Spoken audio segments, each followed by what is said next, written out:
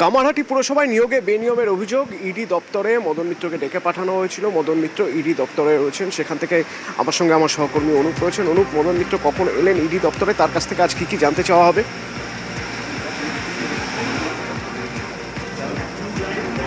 তবে পৌর নিয়োগ দুর্নীতি মামলা, সেই মামলায় মদন মিত্র কামারহাটির তৃণমূল বিধায়ক, তাকে তলব করা হয়েছিল। 12:15 তিনি ইডি দপ্তরে এসে পৌঁছন এবং 12টার মধ্যে তাকে আসতে বলা হচ্ছে ইডি দপ্তরে।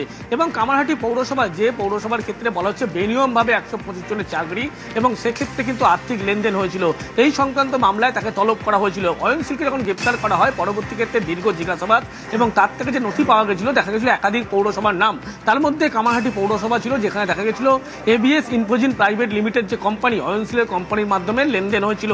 সেই কারণে তার পরিবারের সদস্যদের নাম উঠে এসেছিল।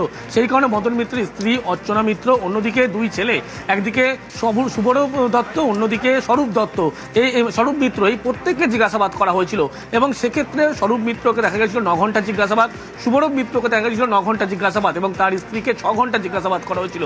এবং অ্যাকাউন্ট সম্পর্কিত এবং পাশাপাশি আইটি সংক্রান্ত একাধিক তথ্য খতিয়ে দেখা হয় এবং সেই সমস্ত ডকুমেন্টস যেমন খতিয়ে দেখা হয়েছিল এবিএস ইনফোজিন প্রাইভেট লিমিটেড, যেটা অয়নশীলের কোম্পানির মাধ্যমে কোনো টাকার লেনদেন হয়েছিল কিনা, এবং সেই সংক্রান্ত বিষয় যেমন খতিয়ে দেখার পরবর্তী ক্ষেত্রে মদন মিত্রকে তলব করা হয়েছিল।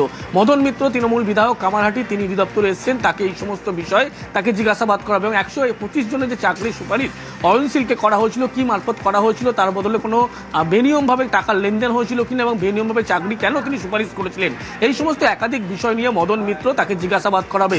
ইডি তদন্তকারী আধিকারিক তারা মদন মিত্রকে যেমন জিজ্ঞাসাবাদ করবে, তাদের বয়ান ইতিমধ্যে লিপিবদ্ধ করবে। তার কারণ মদন মিত্রকে জিজ্ঞাসাবাদের পৌর নিয়োগ দুর্নীতি মামলায় কিন্তু একাধিক পৌরসভার নাম উঠে এসেছিল। যেই পৌরসভার মামলায় কিন্তু সুজিত বসু, প্রাক্তন দমকল মন্ত্রী, তিনি গ্রেপ্তার হয়েছিলেন। তার পরবর্তী ক্ষেত্রে লক্ষ্য করা গেল তৃণমূল বিধায়ক মদন মিত্র, তাকে তলব করা হয়েছিল। এবং মদন মিত্র তিনি এসেছেন, কিছুক্ষণ সময়ের পরবর্তী ক্ষেত্রেই মদন মিত্রকে জিজ্ঞাসাবাদ করাবে ইডি তদন্তকারী আধিকারিক, তাকে জিজ্ঞাসাবাদ করবে, তার বয়ান লিপিবদ্ধ করবে। এবং মদন মিত্রর সঙ্গে অয়নশীলের যোগ সাজেশ থেকে শুরু করে কিভাবে তিনি সুপারিশ করেছিলেন, এই পুরো বিষয়গুলো কিন্তু জিজ্ঞাসাবাদে স্পষ্ট হতে চায়। এবং এবিএস ইনফোজিন প্রাইভেট লিমিটেড যে কোম্পানি অয়নশীলের, তার মাধ্যমে কিভাবে টাকার লেনদেন তার পরিবারের সদস্যদের অ্যাকাউন্টে হয়েছিল কিনা, এই সমস্ত বিষয় তার থেকে জিজ্ঞাসাবাদ করা হবে। তারই পরবর্তী ক্ষেত্রে লক্ষ্য করা যাবে যে মদন মিত্রের দুই যে ছেলের কথা বলা হচ্ছে, শুভরূপ মিত্র, অন্যদিকে স্বরূপ মিত্র, এই দুজনের যে বয়ান পেয়েছিল, এই বয়ান কিন্তু মদন মিত্রকে আবার জিজ্ঞাসাবাদ করা হবে।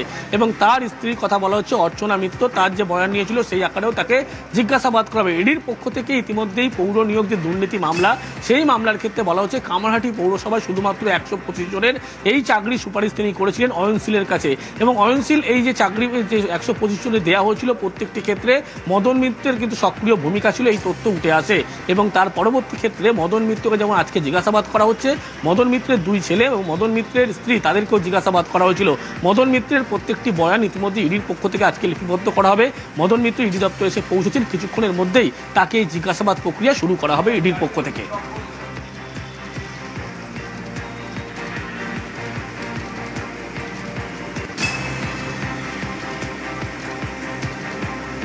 কামারহাটি পুরসভায় যে নিয়োগ হয়েছিল, কামারহাটির পুরসভার সেই নিয়োগে বেনিয়ম পাওয়া গেছে। দেখা গেছে যে সেই নিয়মে টাকা দিয়ে নিয়োগ করা হয়েছে। এবং এই ঘটনা কিভাবে ঘটলো, এই টাকা কোথায় গেল, টাকা কোন হাত ঘুরে কিভাবে এলো, মদন মিত্র এর মধ্যে কিভাবে জড়িত, মদন মিত্র এর মধ্যে কোনো রকমভাবে জড়িত কি, মদন মিত্র কতটুকু জানেন, এই সব কিছু জানতে চাইছে ইডি এনফোর্সমেন্ট ডিরেক্টরেটের তদন্তকারীরা। এবং তার যে আর্থিক লেনদেন, তার যে আর্থিক ব্যাংক স্টেটমেন্ট, এই সব কিছু খতিয়ে দেখা হয়েছে।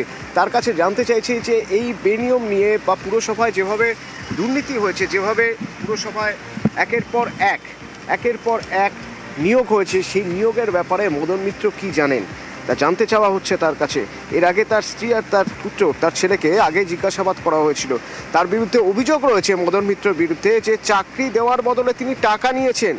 এবং এরকম 125 জনের নিয়োগে বেনিয়মের অভিযোগ রয়েছে। কামারহাটি পুরসভায় নিয়োগে এই বেনিয়মের অভিযোগ কিভাবে এলো না, অয়নশীলকে আগে জিজ্ঞাসাবাদ করা হয়েছিল, সে জিজ্ঞাসাবাদেই তথ্য পায় ইডি। এবং তারপরেই এবার ইডি মদন মিত্রকে তলব। মদন মিত্র এই মুহূর্তে ইডির দপ্তরে। এর আগে তার স্ত্রী এবং ছেলেকে জিজ্ঞাসাবাদ করা হয়েছিল পুর নিয়োগ দুর্নীতিতে তার বিরুদ্ধে টাকা নেওয়ার অভিযোগ চাকরি দেওয়ার বদলে।